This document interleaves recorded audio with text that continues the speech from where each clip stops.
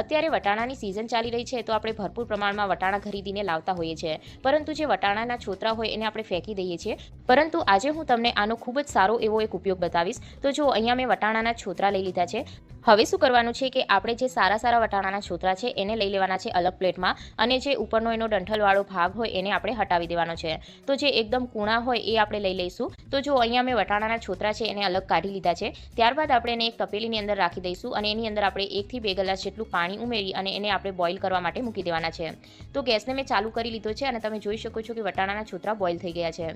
તો આ રીતના બફાઈ જાય ત્યારબાદ આપણે એક મિક્સર જારની અંદર એને ઉમેરી દેવાના છે, અને ત્યારબાદ અંદર થોડું આપણે પાણી ઉમેરીશું 3 થી 4 ચમચી જેટલું, અને બંધ કરી અને આને પીસી લેવાનું છે. તો ધ્યાન રાખવાનું કે વટાણાના જે છોતરા છે ઠંડા થઈ જાય ત્યારબાદ જ આપણે પીસવાના છે. તો જો આ રીતના આપણે એને પીસી અને પેસ્ટ બનાવી લઈશું.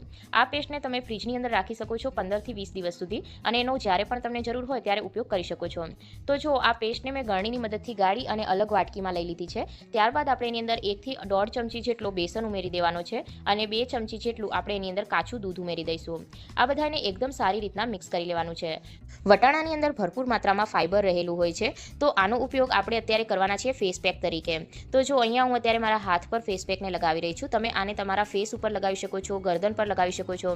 તો વટાણાની અંદર જે ફાઇબર રહેલું હોય છે એ આપણી સ્કિનને હાઇડ્રેટ કરે છે. સાથે જ આપણી સ્કિનમાં જે પણ ડલનેસ હોય કે પછી જે આપણે પાણી શરીરમાં ઓછું હોય તો સ્કિન આપણી ડ્રાય થઈ જતી હોય છે. વિન્ટરમાં પણ ઘણી વખત સ્કિન ડ્રાય થઈ જાય છે, તો એના માટે આ ખૂબ જ ઉપયોગી છે.